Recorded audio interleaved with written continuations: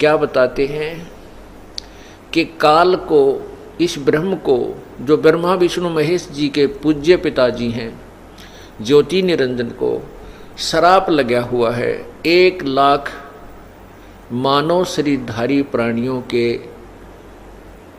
खाने का। जीव नहीं मरता, लेकिन उस जीव के ऊपर जो ये कवर चढ़ा रखा है, ये खोल चढ़ा दिया 5 तत्वों का, इसके नीचे एक सूक्ष्म शरीर है। उस सूक्ष्म शरीर के अंदर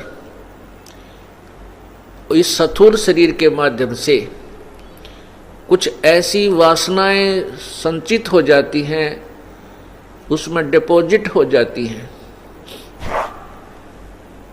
और वो गंध, वो मैल उस सूक्ष्म शरीर, मानव शरीरधारी प्राणी के सूक्ष्म शरीर के ऊपर, शरीर के अंदर एक और शरीर है, इस स्थूल शरीर के अंदर, उसके अंदर समा जाते हैं। उनको निकालने के लिए, उस गंध को निकालने के लिए, अपने आहार के लिए उस काल बलि ने, भगवान काल ने, ब्रह्म ने, जो गीता जी के 11वें अध्याय के 32वें श्लोक में कहता, मैं काल हूँ, सबको खाने के लिए आया हूँ। और अर्जुन भी देख रहा है 11वें अध्याय के 21वें श्लोक में कि आप तो इन देवताओं को भी खा रहे हो। देवताओं में ब्रह्मा विष्णु महेश भी साथ ही होते हैं, और इन ऋषियों को भी खा रहे हो, इन सिद्धों को भी खा रहे हो, जो आप ही के गुणगान सुन अच्छे स्तोत्रों के माध्यम से मंगल हो, मंगल हो, बख्श दो ऐसी रट लगा रहे हैं। तो वो कहता है, वो काल है ये, उसको 1,00,000 जीव खाने का श्राप लगा हुआ है, साप लगा है। वो उन सूक्ष्म शरीर के अंदर जो सारे जीवन में ये प्राणी ग्रहण करता है, जैसे खट्टा मीठा खा के, और आप देखते हो व्यसन करने को ज़्यादा दिल चाहता, मन चाहता है। मन ये काल है, काल का ही ये समझो नाना रूप बनकर के ये काल ही हमारे अंदर मन रूप में विद्यमान रहता है। और ये बीड़ी, शराब, मांस, तंबाकू, चरस और ये नाना प्रकार के और कबाड़, मीठे खट्टे पदार्थ बना के खाना, ये मन की ही खुराक, मन की ही चाह है। और इससे जो हमारे अंदर, शरीर के अंदर, सूक्ष्म शरीर में जो नाना प्रकार की वासनाएं डिपॉजिट होती हैं, उनको तपतशिला, एक बहुत गर्म टुकड़ी है पत्थर की, बहुत अच्छी बनाई हुई है, और वह सबते प्रज्वलित रहती है, गर्म रहती है, बहुत हॉट होती है। उसके ऊपर 1,00,000 प्राणियों को डाल देता है, जो यहाँ से इस स्थूल शरीर को छोड़कर चले जाते हैं, जिसको हम कहते हैं वो मर गया। और वहाँ फिर वो उस तपतशिला के ऊपर ऐसे भूनते हैं, ऐसे चटक मटक होते हैं जैसे बुगड़े बुनिया करें, खील भूनते हैं, ऐसे वो प्राणी वहाँ उछल उछल के गिरते हैं, फिर ऊपर फिर गिरते हैं, फिर उथल पुथल के उनका पूरा गंध निकाल देता है। फिर ये अचेत हो जाते हैं प्राणी उस पीड़ा के कारण। उस कुछ समय के उपरांत, उसका सीमित समय है, उसके बाद वो वहाँ से ऊपर आकाश में उड़ा दिए जाते हैं।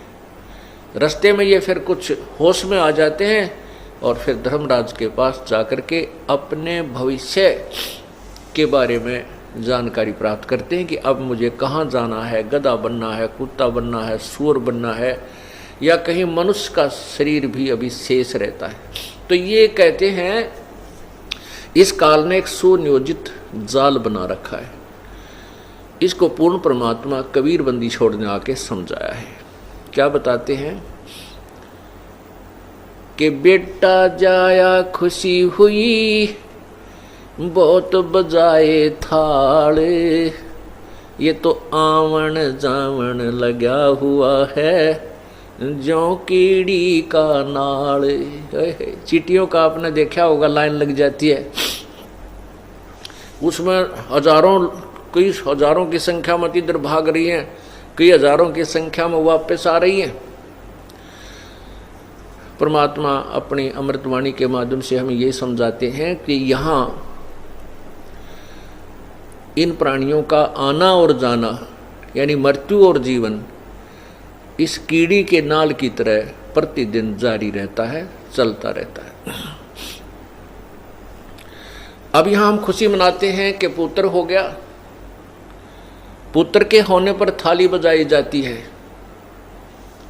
और पुत्री हो जाती है तो नाक चढ़ाई जाती है। ये हमारा एक ऐसा रूढ़िवादिता बना दी नकली गुरुओं ने। कहते हैं पुत्र के बिना मोक्ष नहीं होता, पुत्र के बगैर मुक्ति नहीं होती। क्यों?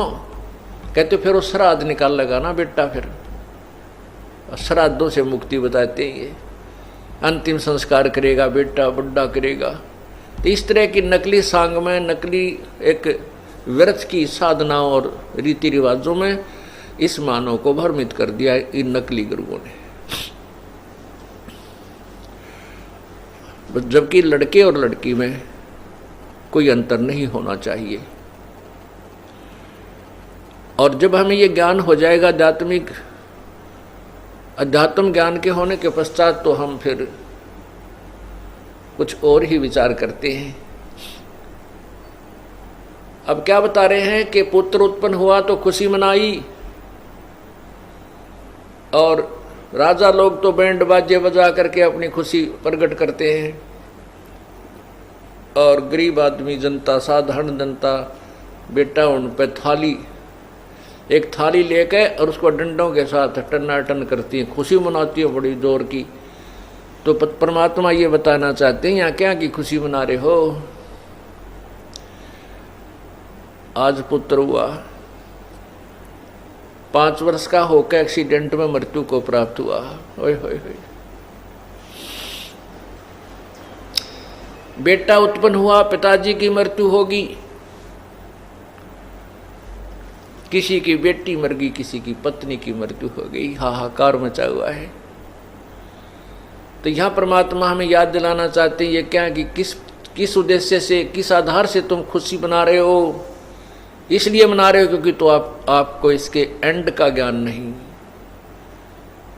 इससे सारे जो घटनाक्रम के अंत का तुझे ज्ञान नहीं। मौत बिसारी बावड़े, अचरज किया कोने, तन माटी में मिलेगा जो आटे में नूने।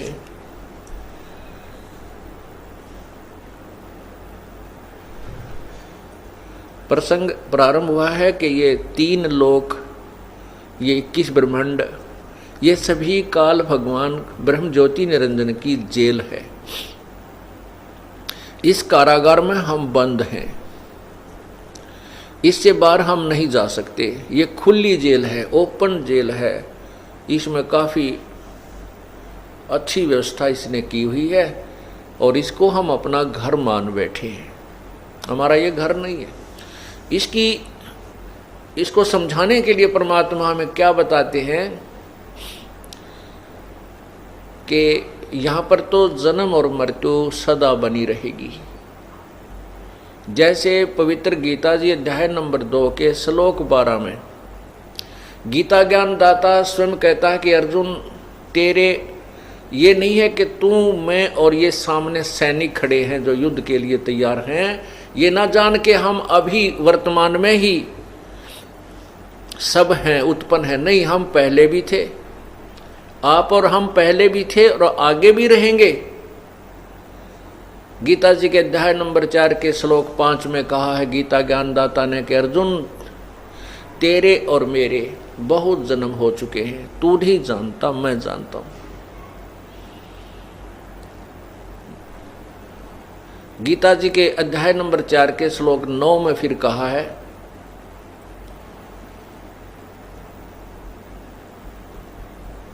गीता अध्याय नंबर 5-4 के श्लोक 9 में कहा है कि अर्जुन, मेरे जन्म और कर्म अलौकिक है। मेरा जन्म मृत्यु तो होता है, लेकिन तुम्हारी तरह नहीं होता। 10वें अध्याय के दूसरे श्लोक में कहा है कि मेरे जन्म को, मेरी उत्पत्ति को ये देवता लोग और ऋषि लोग नहीं जानते, क्योंकि ये मेरे से उत्पन्न हुए हैं। इससे सिद्ध है कि गीता ज्ञान दाता भी जन्मता और मृत्यु को प्राप्त होता है, मरता है। ये अविनाशी नहीं है, इसका भी आना और जाना आविर्भाव और तिरोभाव अर्थात जन्म मृत्यु बनी रहती है। यहाँ का अंतिम जो स्थान है वो ब्रह्मलोक है, जहाँ पर ब्रह्म की साधना करने वाले साधक जाते हैं, ऋषि जन जाते हैं। गीता जी के अध्याय नंबर 8 के श्लोक 16 में स्पष्ट किया है कि ब्रह्मलोक पर्यंत, ब्रह्मलोक तक भी ये सभी लोग नाशवान हैं, इनमें भी गए हुए प्राणियों की जन्म मृत्यु होती है। अपने पुण्यों को समाप्त करके वहाँ ऊपर के लोकों में ये फिर पुण्य मृत्यु को प्राप्त होकर इस मृतलोक में आते हैं। नाना प्रकार की प्राणियों की योनियों में कष्ट भी उठाते हैं। इसलिए गीता ज्ञानदाता ने कहा कि यदि तुझे पूर्ण मोक्ष चाहिए तो तत्वदर्शी संतों की खोज कर, उसके पश्चात जैसे वो संत बताएं उसी प्रकार अपना भक्ति कर्म करके जन्म मृत्यु से छुटकारा पाइए।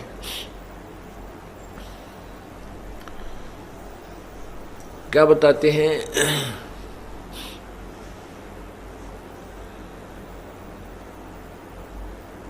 पतझड़ आवत देखे कर बन रोवे मन माही, जो ऊंची टहनी डा पात थे इब पीले हो जाही। जैसे बसंत ऋतु प्रारंभ होते ही पिछले वर्ष के जो पत्ते लगे हुए थे वो पीले होकर के टूट टूट कर गिर रहे होते हैं, और उनके साथ ही तुरंत बहुत अच्छी कोपल फूट रही होती हैं। कुछ दिनों में वो पत्तों का रूप धारण कर लेती हैं, और एक वर्ष वो भी फिर अपनी मस्ती में हवा के झोंके आते हैं, जब फटफट फटफट करके मस्ती मार करके, और फिर वो नेक्स्ट बसंत में वो फिर टूट टूट कर गिरने लग जाते हैं, और तुरंत ही नए पत्ते फिर आ जाते हैं। परमात्मा कबीर बंदी छोड़ जी हमें इस काल के लोक की स्थिति समझा रहे हैं। कहते हैं जब पत्ता टूट के वृक्ष से भिन्न होता है, वो क्या कह रहा हो, मानो वो ये कह रहा है कि सुन भाई तरवर अर्थात है पेड़, अब सुन ले मेरी दुख भरी कहानी। अब के बिछड़े हुए फिर हम तेरे से नहीं मिल पाएंगे, ना जाने कहाँ गंदे नाले में गिरेंगे या पशुओं के पैरों के नीचे कुचले जाकर हम नष्ट हो जाएंगे।